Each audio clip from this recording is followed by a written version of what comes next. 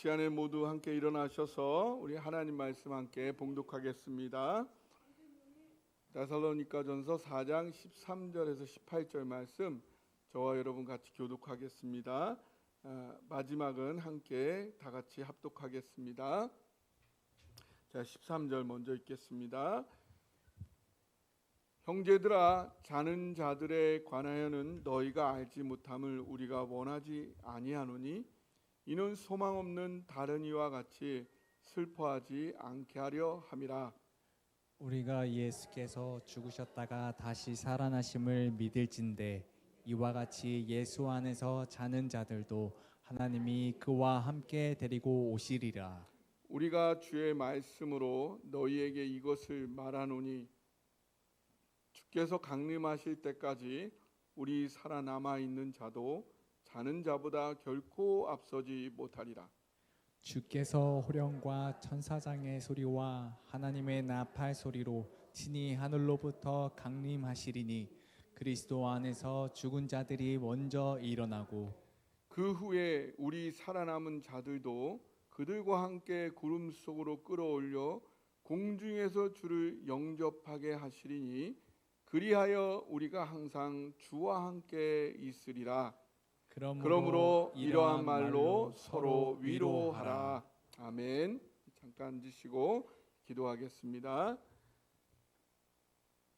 주여, 너무나 더운 이 시절에 우리의 그늘이 되어주시는 주님을 오늘도 간절히 소망합니다.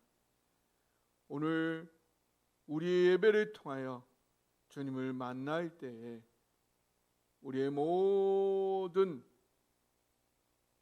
걱정들이 떠나가고 우리의 지친 더위에 지친 약한 것들이 떠나가고 새로운 소생의 힘으로 다시 일어나기를 소망합니다.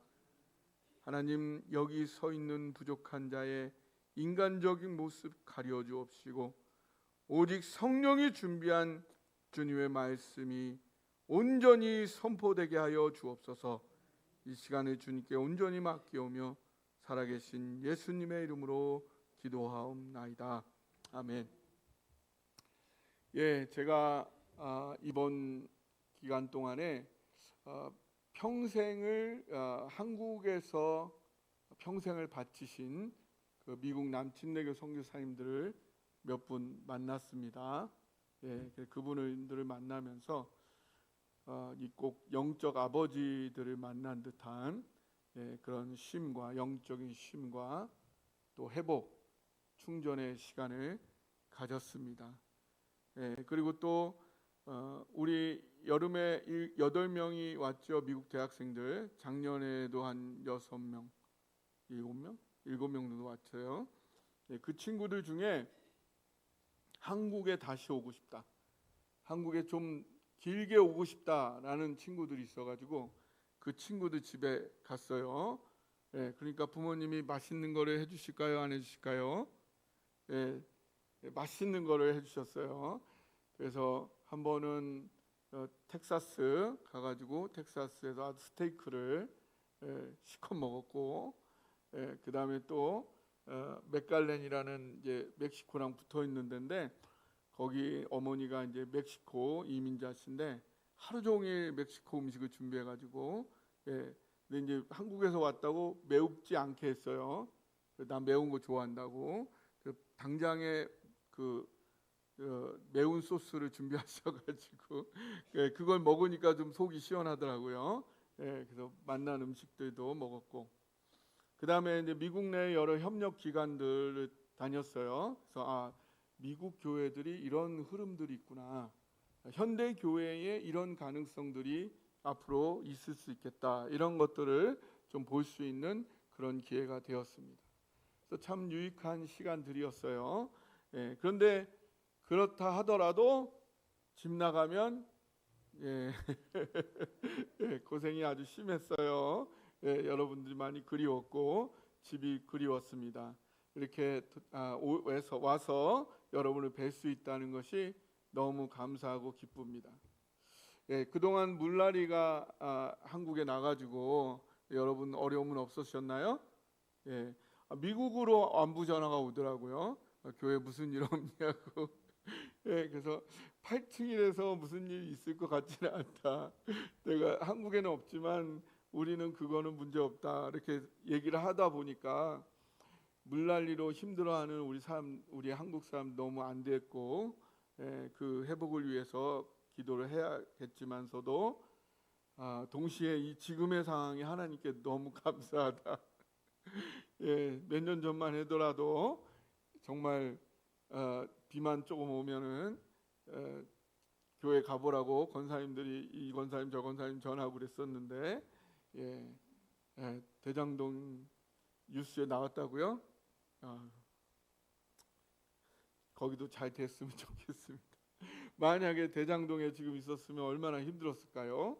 예, 이것이 모두 하나님의 놀라운 은혜다. 감사하지 아니할 수 없습니다.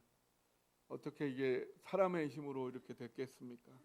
하나님이 다 알아서 우리를 독수리가 새끼를 보호하여 올라가듯이 우리를 그렇게 이끌어 주심을 감사드립니다. 우리 좋으신 하나님께 박수 한번 쳐드리겠습니다. 하나님 감사합니다. 오늘 데살로니가 전서의 내용은 사도 바울이 이제 본격적으로 기독교인들의 구체적인 삶이 이제 어떠해야 하느냐, 이거를 아주 본격적으로 얘기하고 있어요. 앞에서 여러 가지 이야기들을 한 이후에 정말로 바울이 하고 싶었던 디모데로부터 들었던 데살로니가 성도들의 문제에 대해서 하나하나 분명하게 고쳐주는 그러한 일들을 하고 있는데요. 오늘은 특별히 지나친 재림과 예수님의 다시 오심과 종말에 대해서 너무 지나치게 거기에 몰입한 잘못된 삶을 살고 있는 그런 데살로니가 성도들이 많았습니다. 우리나라도 그런 게 좀 있었기도 하고 지금도 좀 있을 수도 있어요. 우리 다미 선교회라고 들어보셨죠? 1992년 10월 28일 날 예수님이 재림하신다. 그러니까 어떻게 해요? 돈 저축해서 뭐해? 다 팔아가지고 선교회 다 내라고 그러고, 이렇게 아주 비윤리적인 그런 모습들이 있었어요. 오늘 요번에도 지금도 그런 부분들이 여전히 이단들 가운데 있을 수 있습니다. 그런 사람들이 데살로니가 교회에 있다라는 말을 사도 바울이 듣고 이제 오늘 이 본문을 통해서 바른 성경적 종말 입장, 종말관을 심어주고 있는 것입니다.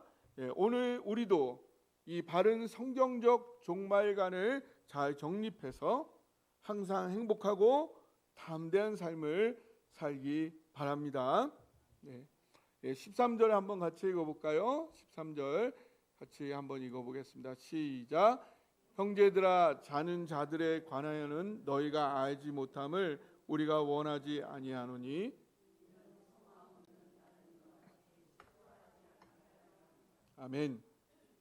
여기서 소망 없는 다른이가 나와요. 이게 누굴까요?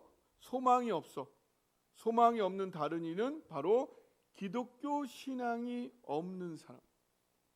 기독교 신앙이 없는 사람에게 가장 큰 절망이 뭐예요?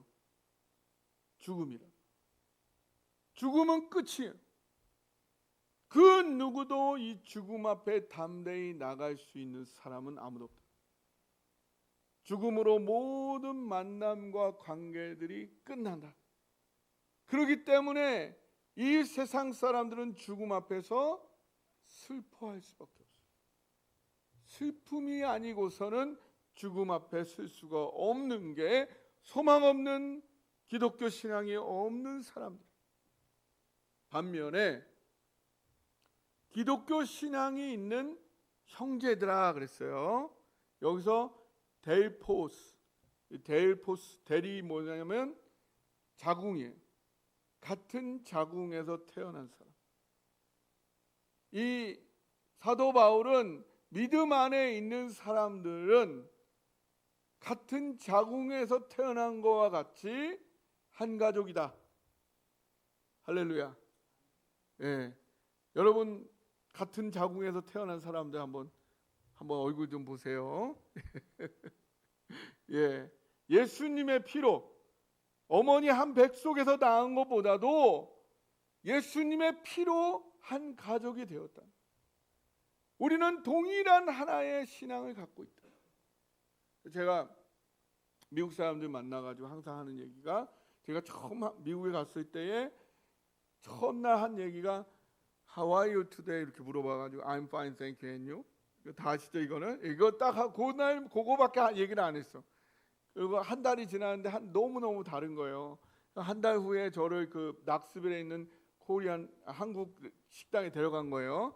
그때는 97년이니까 30년 전인데 그때는 K-팝 없어. 전혀 한류 전혀 없어. 어떤 애가 태권도 도복을 입고 왔어. 태권도. 그래서 야 코리아 아니? 코리아는 모르는데 태권도 하고 있는데 코리아는 몰라. 그런 때였는데 그 한국 식당에 갔는데 몇 명이 따라왔어요. 따라왔는데 한국 음식을 먹을 수 있어요, 없어요? 너무 스트레인지한 거예요. 너무 이상한 거예요. 우리나라 음식이 왜 이런 풀뜨더기를 먹냐? 왜 맛은 이렇게 매우냐?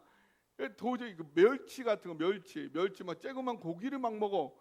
이런 벌레 같은 걸 막 먹어. 너무 이상해서 하나도 못 먹었어. 그래가지고 이제 끝나고서 식사를 하고 나오는데 한 여자아이가 그러더라고요. 우리가 드디어 한 달 만에 네가 얼마나 우리랑 사는 게 힘든지 알겠다. 너무너무 다르다. 예, 그래서 제가 그랬어요. 야, 한국에서는 김치 없고 밥 없으면 그거는 식사가 아니야. 너희는 한 달 동안 내내 간식만 준 거야 나한테. 예, 그렇게 얘기를 했는데 너무 다른 거예요. 완전히 다른 거예요. 다 다른데 서서히 한 가지 공통된 게 있었어요. 그 공통된 거 한 가지 때문에 웃을 수가 있어요. 그거 하나는 서로 공감이 돼. 다른 건 모르겠는데 그거 하나는 공감이 돼서 웃어. 또 하나는 때로 그것 때문에 서로 눈물을 흘리는 거야. 눈물을 흘리고 막 같이 울어. 그게 예수님의 사랑. 그때 저는 알았어요. 한국의 가장 큰 경쟁력은 신앙이다. 중국은 서양 문명을 머리로 받아들였고 일본은 손으로 받아들였다면 우리는 가슴으로 받아들인 거예요. 서구를 제대로 이해하려면 이 마음을 알아야 되는데 그 마음 속에 있는 그 신앙을 우리가 갖고 있는 거예요. 그게 통하는 거예요. 그게 엄청난 경쟁력이다라는 생각을 했었습니다.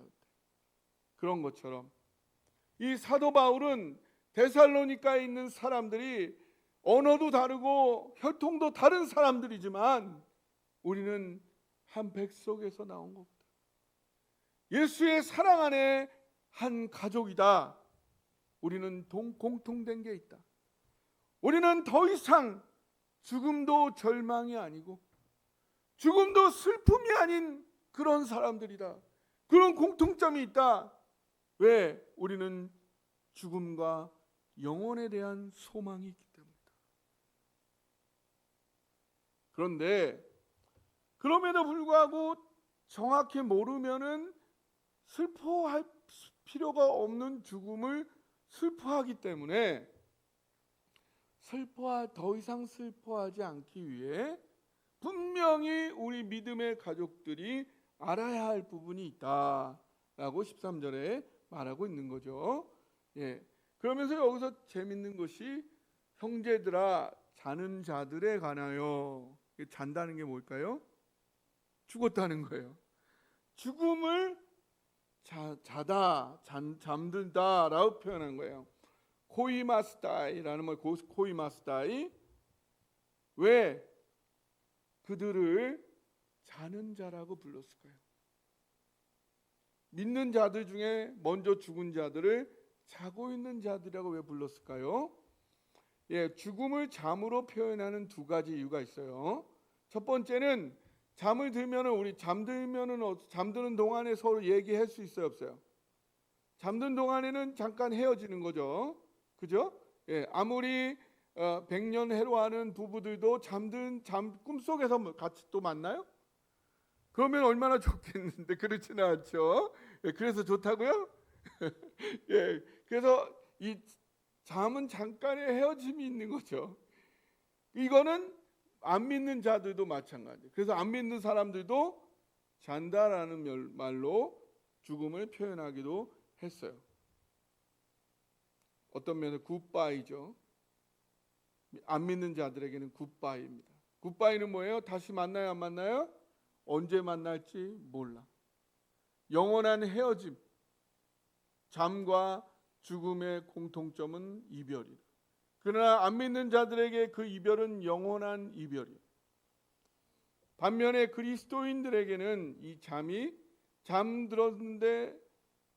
잠들었어요. 잠이 들었으면 이제 이제 안 만나요? 언제 만나? 아침이면 만나죠. 그래서 그리스도인들은 이 자다라는 말을 쓰는 거예요. 안 믿는 사람들은 헤어짐의 의미로 자다라는 말을 쓰는 거고, 그리스도인들은 또 만날 거기 때문에 자다라고 쓰는 거예요. 여기 좀 더 온도를 내쳐도 되지 않을까요? 내려주세요. 그래서 안 믿는 사람들에게는 미국에서 잠들 때 뭐라고 인사할까요? Good night. 따라해보세요. Good night. 예, 밤에 잘 자. 내일 만날 거야. Good night. 굿바이가 아니고 good night. 미국에서 말기암으로 죽음을 앞둔 어머니가 마지막으로 죽기 전에 아들 둘과 마지막 인사를 하는 때였어요. 근데 어머니가 첫째 아들에게는 또 보자, 굿나잇 이렇게 인사했어요. 반면에 둘째 아들에게는 아들아 사랑했다, 굿바이. 둘째 아들이 너무 그게 마음이 아팠어요. 어머니 왜 형에게는 굿나잇 인사를 하시고 저에게는 굿바이라고 인사를 하시는 겁니까? 얘야, 너희 형은 예수를 영접해서 분명히 구원받아서 하늘나라에서 분명히 만나지 않게 잠깐의 이별이기 때문에 나는 굿나잇이라고 인사한 것이다. 반면에 너는 아직 예수를 영접하지 않은, 구원받지 않은 상태. 너는 다시 내가 만날 수 없는 그런 운명에 우리가 가야 되기 때문에 너에게는 굿바이라고 인사할 수밖에 없었다. 어머니 아닙니다. 저도 어머니를 다시 보고 싶어요. 저도 곧 주님 뵙고 어머니를 곧 다시 뵙기를 원합니다. 예수님 영접하겠어요. 라고 했다고 합니다. 어떻습니까, 여러분?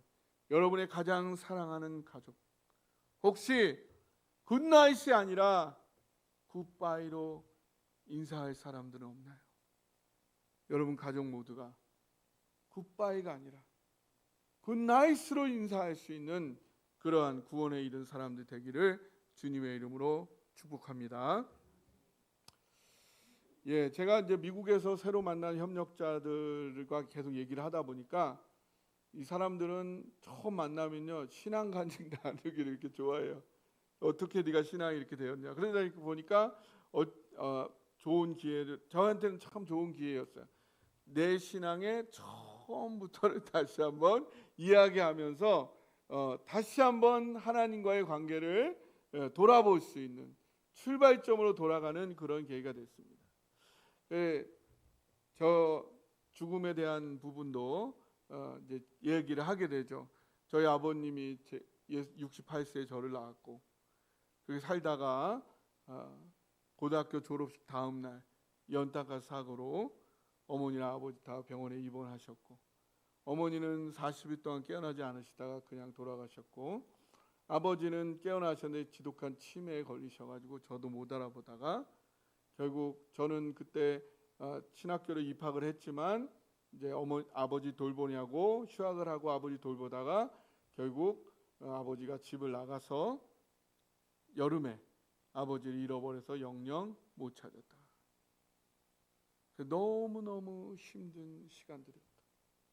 한 달 동안 잠들어 있기 전에는 항상 혼나는 기분. 내가 아무리 소명을 받았다고 하지만 어머니 아버지에 이렇게 무책임할 수 있느냐, 네가 이럴 수가 있느냐, 그것이 계속 저에게 자책이 되어서 너무너무 힘든 시간이었어요. 한 달여를 끙끙 앓았는데 어디 성경에도 저와 같은 경우가 없고 어디서도 답을 찾을 수 없는 힘든 아픔들이, 고통들이 저를 눌렀었습니다. 그러다가 한 달 정도 후에 하나님이 저에게 이렇게 말씀하셨습니다. 명수야, 내가 너와 내 가족에게 주려고 하는 그 사랑은 여전히 불의와 고통과 아픔과 슬픔이 있는 이 땅에서 완성되는 게 아니란다. 그것은 그런 거는 하나도 없고 오직 기쁨과 행복과 공의와 모든 좋은 것만이 가득한 저 새하늘과 새 땅에서 완성되는 것이란다. 조금만 더 기다려주지 않을래? 그 소리를 듣는 순간 제가 미친 사람인지 모르겠지만 그 말씀이 믿어졌어요. 그 순간에 제게 응어리졌던 모든 인생의 한들이 그 순간부터 녹아져 내리기 시작했다. 그래서 저에게는 하나님의 이 종말과 죽음에 대한 소망은 너무 중요한, 절대로 저의 삶에서 빼놓을 수 없는 중요한 것이 되었습니다. 여기 보면은 이제 알아야 될 내용으로 사도 바울이 뭐라고 얘기를 하냐면 14절에 보니까 예수께서 죽으셨다가 다시 살아나셨다. 근데 믿는 자들은 잔다라고 하고 예수님은 죽으셨다라고 분명하게 표현하고 있어요. 왜 그런 거예요? 예수님이 죽은 것이 분명하다. 강조하기 위해서 예수님은 잔다라고 하지 않고 죽으셨다 다시 살아나셨다라고 진짜 죽음이었음을 분명하게 선포하고 있습니다.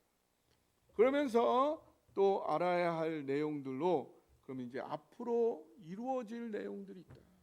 그게 뭐냐? 먼저 예수님께서 하늘로부터 다시 강림하실 것이다. 이 강림이란 말이 파루시아라는 헬라어의 파루시아. 이거는 그 황제가 자신의 영토를 이렇게 시찰하는, 현장 방문하는, 그렇게 해서 황제가 여기에 이 땅에 왔다, 우리 고향에 우리 땅에 황제가 왔다라고 할 때 파루시아라는 말을 씁니다. 그래서 이 말은 예수님이 진짜 몸으로 실제로 이 땅에 오실 것이다. 우리가 눈으로 보고 만질 수 있도록 이 땅에 오실 거라는 것을 말하는 거죠. 그 다음에 호령과 천사장의 소리와 하나님의 나팔 소리가 울릴 것이다. 근데 이게 뭐냐면 호령은 뭐예요? 호령은 부르짖음, 부르짖음, 영은 명령이에요. 큰 소리의 명령이 울릴 것이다. 그 다음에 천사장의 소리, 천사장, 군대 천사장은 미가엘이라는 천사장이에요. 미가엘의 소리. 그러니까 이것은 어떤 면에서 군대, 여러분 로마의 전쟁 영화나 이런 걸 보면은 어떻게 해요? 진격! 그러면 팍 나가면서 그 맨 앞에 돌격대장이 있죠. 돌격대장. 이 돌격대장이 천사장인 거예요. 천사장이 앞으로 가자 하면서 막 하는 거예요. 하나님의 나팔 소리가 돼요.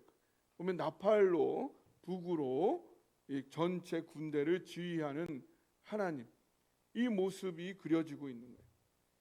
그래서 하나님은 맨 뒤에서 총감독 장군으로서 나팔을 통해서 전체를 향해 앞으로 가라라고 명령하고 있는 이런 모습을 그리고 있는 것입니다.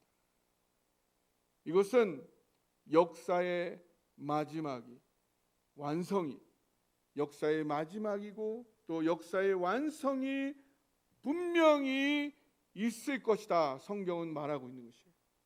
언젠가 우리가 이루지 못한 완전한 역사의 완성을 하나님이 하나님의 능력으로 이루실 것이다. 이것은 안 믿는 자들에게는 엄청난 두려운 심판입니다.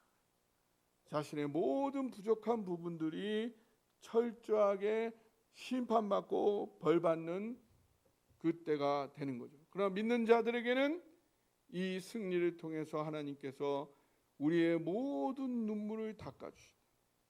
눈물이 닦았는데 계속 흐르면 그 닦아주나 마나죠. 그 뭐예요? 내가 힘들었던 모든 것들이 사실은 다 의미가 있습니다. 내가 아프고 힘들고 어려웠던 모든 것들이 하나님의 사랑 앞에 아무것도 아니다. 그 모든 것들이 결국 합력하여 선을 이루어서 놀라운 가치를 갖게 됨으로 말미암아 내가 겪었던 모든 눈물이 아니게 되는 그런 놀라운 역사를 하나님이 이루어 주실 줄 믿으시기 바랍니다. 그렇게 되면 그리스도 안에서 죽은 자들이 먼저 일어난다. 그 다음에 16절, 17절 한번 읽어보겠습니다. 16절, 17절 시작. 주께서 호령과 천사장의 소리와 하나님의 나팔 소리로 친히 하늘로부터 강림하시리니 그리스도 안에서 죽은 자들이 먼저 일어나고 그 후에 우리 살아남은 자들도 그들과 함께 구름 속으로 끌어올려 공중에서 주를 영접하게 하시리니 그리하여 우리가 항상 주와 함께 있으리라. 아멘. 누가 먼저 올라간다고요? 죽은 자들이 먼저 일어난다. 그 다음에 살아남은 자들도 구름 위로 올라가서 공중에서 주를 영접한다.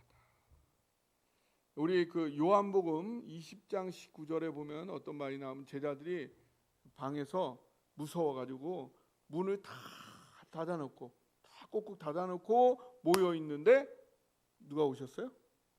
예수님 오셔서 평안을 전한다. 어떻게 오셨어요? 다 잠겼는데? 예수님의 부활의 몸은 시간과 공간을 초월하는 몸입니다. 그런 몸으로 우리도 변화될 것이다. 이거를 이렇게 표현하고 있어요. 근데 이걸 너무 지나치게 문자적으로 있는 그대로 해석하면 어려워요. 왜냐하면 사도 바울이 경험한 건 분명해요. 또 사도 요한이 경험한 건 분명해요. 경험은 분명한데 그 경험을 표현할 수 있는 우리의 인간의 언어가 한계가 많아. 우리가 말을 해도 말을 제대로 못할 때가 많잖아요. 한계가 많죠. 표현을 못하는. 그렇기 때문에 여기 성경에 표현해 놓은 것을 문자적으로 그대로 다 받으면 안 되고 그것을 신앙적으로 우리가 이해를 해야 됩니다. 그래서 분명히 성경에 나와 있어요. 예수님이 부활하신 이후에 모든 문이 닫혀 있지만 그거를 초월해서 그 문을 통과해서 제자들에게 그런 몸을 우리가 가질 것은 분명합니다. 우리가 시간과 공간을 초월하는 그러한 때가 될 것은 분명하지만 여기에 나와 있는 말들을 문자적으로, 그러니까 사도 바울이나 사도 요한은 자기가 경험한 것을 어떻게 표현할지 고민하다가 가장 가까운 말을 표현한 거지 이걸 그대로 이해하면 어렵다라는 말을 드립니다. 분명한 것은 우리가 예수님이 파루시아로 오실 때에 우리의 몸이 지금 몸이 아니라 시간과 공간을 초월하는 그런 몸으로 변화될 것이다. 진짜로 하늘로 쫙 올라가서 예수님과 공중에서 만나면 좋겠죠? 예. 그런 우리가 상상할 수도 없고 표현할 수도 없는 놀라운 경험들을 마침내 하게 될 것이라는 것입니다. 할렐루야. 그러면서 17절에 최종적으로 우리에게 이루어지는 일이 뭐예요? 공중에서 주를 영접하게 하시리니 그리하여 최종적으로 어떻게 된다고? 우리가 항상 주와 함께 있으리라. 할렐루야.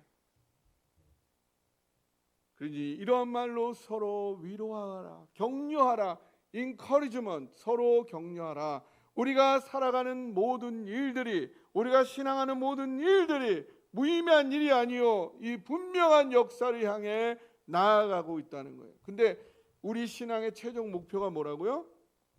우리가 항상 주와 함께 있으리라. 이게 우리 신앙의 최종 목적이에요. 그런데 주와 항상 함께 있으리라, 이것이 우리 기독교 신앙의 최종 목표가 이 땅에서도 현재 지금도 성취될 수 있을까요? 없을까요? 할렐루야. 이룰 수 있다는 사실입니다. 그 대표적인 인물이 누굴까요? 따라해보세요. 에녹이란 사람. 에녹은 히브리서 12장 5절에 보니까 믿음으로 에녹은 죽음을 보지 않고 옮겨졌으니 하나님이 그를 옮기심으로 다시 보이지 아니하였느니라. 그를 옮겨지기 전에 하나님을 기쁘시게 하는 자라 증거를 받았다. 에녹은 죽음을 통과하지도 않고 천국으로 하나님 옮겨버렸어. 왜 그랬느냐? 그게 창세기 5장 24절에 나와요. 창세기 5장 24절 같이 한번 읽어보겠습니다. 시작. 하나님과 동행하더니 하나님이 그를 데려가심으로 세상에 있지 아니하였더라. 아멘. 어떻게 했다고요? 하나님과 동행했다. 이게 우리 신앙, 기독교 신앙의 최종 목적이에요. 목표예요. 하나님과 항상 동행하는. 에녹은 이 땅에 있었어도 하나님과 항상 동행했어요. 기쁠 때나 슬플 때나 어려울 때나 바쁠 때나 언제나 잠들었을 때나 깨어 있을 때나 항상 하나님과 동행하는 것. 그래서 여기 17절에 나와 있는 할락라는 히브리어는 무엇을 함께 걷다라는 뜻이, 함께 걷다, walk, 함께 걷다라는 뜻이. 하나님과 항상 걸어 다녔어요. 그 다음에 17절에 항상 주와 함께 있으리라. 이거는 함께 있었다는 거예요. 행동할 때도, 가만히 있을 때도 언제나 하나님과 함께 동행하면 그게 천국이지. 할렐루야. 그래서 에녹은 여기 있으나 천국으로 가나 삶의 차이가 없어요. 여러분도 우리 교회 사랑동산교회에서도 우리 모두도 여기서 항상 주와 함께하는 천국 생활 누릴 수 있는 저와 여러분 되시기를 주님의 이름으로 축원합니다.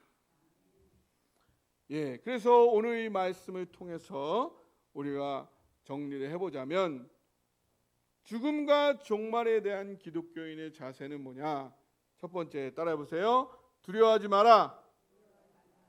두려워하지 말아야 될 이유는 죽음은 절망이 아닌 새로운 희망이다.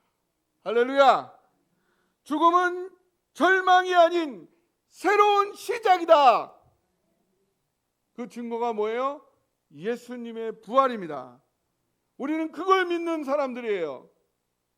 그 천상병 시인이 귀천이라는 시를 썼어요. 이 사람은 기독교인인 것 같기도 하고 아닌 것 같기도 한데 그래도 이런 시를 썼어요. 귀천, 죽음은 하늘로 돌아가는 것이다. 새로운 시작이다 이런 거죠. 이렇게 그 귀천이라는 시 짧으니까 읽어드릴게요. 나 하늘로 돌아가리라. 새벽빛 와 닿으면 쓰러지는 이슬 더불어 손에 손을 잡고 나 하늘로 돌아가리라. 노을빛 함께 단둘이서 기슭에서 놀다가 구름 손짓하면은 나 하늘로 돌아가리라. 아름다운 이 세상 소풍 끝나는 날 가서 아름다웠다라고 말하리라.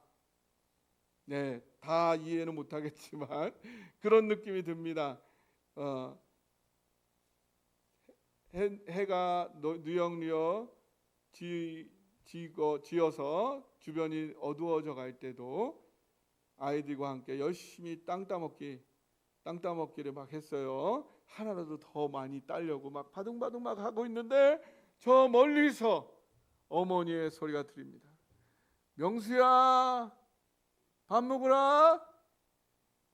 그러면은 그 열심히 막 싸우면서 막 하면서 했던 그 땅 따먹기를 그 순간 다 잊어버리고 엄마 하고 달려가는, 그것도 아주 신나게 맛있는 밥을 먹으러 달려가는 저의 모습이 여기 같이 겹쳐지는 것 같습니다. 예, 우리의 죽음은, 우리의 이 세상의 마침은 새로운 시작이요 새로운 희망이라는 사실 여러분 믿으시고 담대하시기 바랍니다. 그리고 이 땅에서 어떻게 살라고요?